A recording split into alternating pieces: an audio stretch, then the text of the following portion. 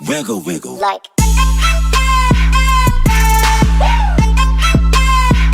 Wiggle, wiggle. Assalamualaikum. Today we will discuss about immunology. So, getting start with immunology. First of all, we discuss what is immunity. Immunity जो है is that aspect of body's defenses against pathogens and other foreign material that acts against specific molecules. So immunity जो है वो body defenses का part है. ये हमारी body में पैथोजेंस या फॉरेन मटेरियल के खिलाफ जो फॉरेन मटेरियल मीन्स दैट कोई भी अजनबी पार्टिकल जैसे ही हमारे बॉडी के अंदर एंटर होगा उसके खिलाफ ये इम्यून रिस्पॉन्स जनरेट करवाती है. और जैसे ही कोई हमारा जो फॉरेन पार्टिकल है बॉडी में एंटर होता है तो इम्यून सिस्टम क्या करता है, उसे लर्न करता है, उसकी स्पेसिफिक प्रॉपर्टीज़ को लर्न करता है कि आया कि मटेरियल है क्या, कोई एलर्जन है, बैक्टीरिया है या वायरस है. इसके लिए उसे कुछ दिन लग जाते हैं या फिर कुछ हफ्ते भी लग सकते हैं और बहुत ही ज़्यादा इफ़ेक्टिव रिस्पॉन्स जनरेट करता है. इसे कहते हैं इम्यूनिटी. इसका मतलब ये भी है कि कोई ऐसी डिजीज़ हैं, इन्फेक्शियस डिजीज़ हैं, उनके खिलाफ ये प्रोटेक्शन देती है. इसके अलावा जो सेल्स हैं और मॉलिक्यूल्स प्रोटेक्शन देते हैं हमारी बॉडी को, वो इम्यून सिस्टम बनाते हैं जो जो है डिजीज़ को प्रिवेंट करने में बॉडी की हेल्प आउट करते हैं. वो इम्यून सिस्टम बनाते हैं. इस सिलसिले में जो वो रिस्पॉन्स जनरेट करेंगे फॉरेन पार्टिकल्स के खिलाफ, फॉरेन एजेंट्स के खिलाफ, उन्हें कहते हैं इम्यून रिस्पॉन्स. सारे इम्यून रिस्पॉन्सेज जो हैं हमें डिजीज़ से प्रोटेक्ट नहीं करते. कुछ फॉरेन एजेंट्स होते हैं जैसे कि एलर्जेंस हैं, ये हमारी बॉडी में एंटर होंगे तो ये इम्यून सिस्टम को एक्टिवेट करवा देंगे. फिर उसके लिहाज से जो अकॉर्डिंगली बॉडी में चेंजेस प्रोड्यूस होती हैं उसकी वजह से डिजीज़ हो जाती है. कुछ इंडिविजुअल्स में ऐसा होता है कि उनको अपने टिश्यूज़ ही एज अ फॉरेन पार्टिकल्स लगते हैं. उन्हें लगता है कि हमारे अपने जो टिश्यूज़ हैं बॉडी के वो फॉरेन मटेरियल है, तो वो उसे फॉरेन एजेंट्स के तौर पर लेंगे और उसके खिलाफ इम्यून रिस्पॉन्स जनरेट करेंगे. उसे कहते हैं ऑटो इम्यून रिस्पॉन्स और इस डिज़ीज़ को कहते हैं ऑटो इम्यून डिजीज़.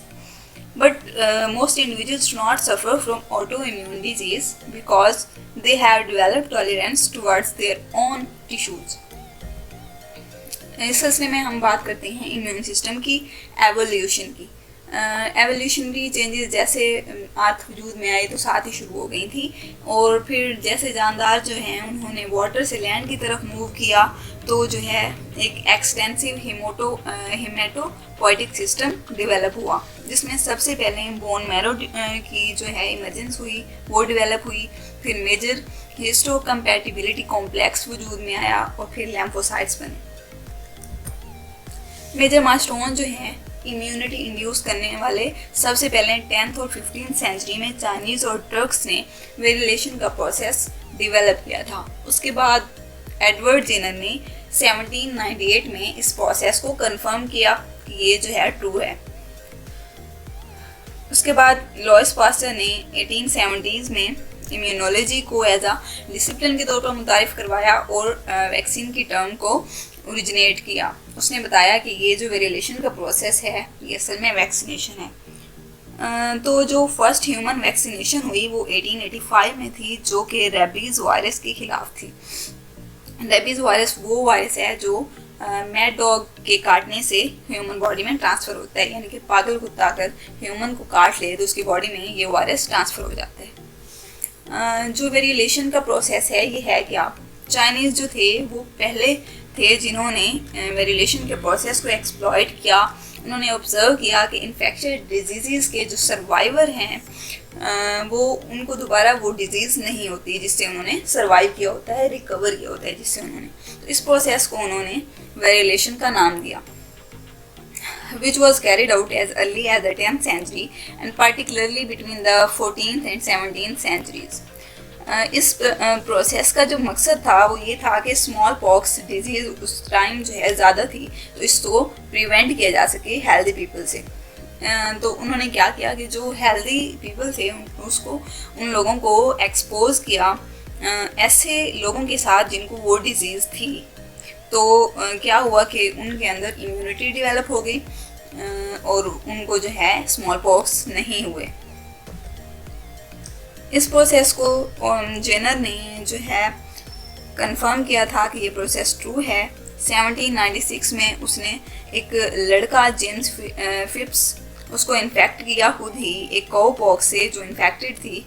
तो उससे उसने जब उसको एक्सपोज करवाया तो लड़के को जो है इन्फेक्शन हो गई। जब उस लड़के ने उस बीमारी से रिकवर कर लिया तो जेनर ने क्या किया कि दोबारा उसको स्मॉल पॉक्स जो हैं उसको इंजेक्ट किए, लेकिन जेम्स फिप्स को स्मॉल पॉक्स की डिजीज़ ना हुई। तो इस तरह जो है इम्यूनिटी डेवलप हुई। इस प्रोसेस का आगाज़ हुआ जो कि बाद में चल के वैक्सीनेशन की शक्ल में वजूद में आया। हिमेटोपोइटिक सिस्टम डेवलप हुआ जिसमें सबसे पहले बोन मैरो की जो है इमरजेंस हुई वो डेवलप हुई। फिर मेजर हिस्टोकम्पैटिबिलिटी कॉम्प्लेक्स वजूद में आया और फिर लैम्फोसाइट्स बने। मेजर माइलस्टोन जो हैं इम्यूनिटी इंड्यूस करने वाले सबसे पहले 10th और 15th सेंचुरी में चाइनीज़ और टर्क्स ने वेरिएशन का प्रोसेस डेवलप किया था। उसके बाद एडवर्ड जेनर ने 1798 में इस प्रोसेस को कंफर्म किया कि ये जो है ट्रू है। उसके बाद लुईस पास्चर ने 1870s में इम्यूनोलॉजी को एज अ डिसिप्लिन के तौर पर मुतारिफ़ करवाया और वैक्सीन की टर्म को ओरिजिनेट किया। उसने बताया कि ये जो वेरिएशन का प्रोसेस है ये असल में वैक्सीनेशन है। तो जो फर्स्ट ह्यूमन वैक्सीनेशन हुई वो 1885 में थी जो कि रेबीज़ वायरस के ख़िलाफ़ थी। रेबीज़ वायरस वो वायरस है जो मैड डॉग के काटने से ह्यूमन बॉडी में ट्रांसफ़र होता है, यानी कि पागल कुत्ता अगर ह्यूमन को काट ले तो उसकी बॉडी में ये वायरस ट्रांसफ़र हो जाता है। जो वेरिएशन का प्रोसेस है ये है क्या, चाइनीज़ जो थे वो पहले थे जिन्होंने वेरिएशन के प्रोसेस को एक्सप्लॉइट किया। उन्होंने ऑब्ज़र्व किया कि इन्फेक्शड डिजीज़ के जो सर्वाइवर हैं वो उनको दोबारा वो डिज़ीज़ नहीं होती जिससे उन्होंने सर्वाइव किया होता है, रिकवर किया होता है जिससे उन्होंने। तो इस प्रोसेस को उन्होंने वेरिएशन का नाम दिया, which was carried out as early as the 10th century and particularly between the 14th and 17th centuries. इस प्रोसेस का जो मकसद था वो ये था कि स्मॉल पॉक्स डिजीज़ उस टाइम जो है ज़्यादा थी तो इसको प्रिवेंट किया जा सके हेल्दी पीपल से। तो उन्होंने क्या किया कि जो हेल्दी पीपल थे उसको उन लोगों को एक्सपोज किया ऐसे लोगों के साथ जिनको वो डिजीज़ थी। तो क्या हुआ कि उनके अंदर इम्यूनिटी डेवलप हो गई और उनको जो है स्मॉल पॉक्स नहीं हुए। इस प्रोसेस को जेनर ने जो है कंफर्म किया था कि ये प्रोसेस ट्रू है। 1796 में उसने एक लड़का जेम्स फिप्स उसको इन्फेक्ट किया खुद ही एक काउ पॉक्स से जो इन्फेक्टेड थी। तो उससे उसने जब उसको एक्सपोज करवाया तो लड़के को जो है इन्फेक्शन हो गई। जब उस लड़के ने उस बीमारी से रिकवर कर लिया तो जेनर ने क्या किया कि दोबारा उसको स्मॉल पॉक्स जो हैं उसको इंजेक्ट किए, लेकिन जेम्स फिप्स को स्मॉल पॉक्स की डिजीज़ ना हुई। तो इस तरह जो है इम्यूनिटी डेवलप हुई। इस प्रोसेस का आगाज़ हुआ जो कि बाद में चल के वैक्सीनेशन की शक्ल में वजूद में आया। इस वीडियो को अपने दोस्तों के साथ जरूर शेयर कीजिएगा और इस वीडियो में कमेंट करके हमें लाजमी तौर पर बताइएगा कि आने वाले वक्त में आप किस तरह की वीडियोस देखना पसंद करते हैं। और अगर आपने अभी तक हमारा चैनल सब्सक्राइब नहीं किया तो फौरन सब्सक्राइब कीजिए, साथ ही बेल आइकॉन पर क्लिक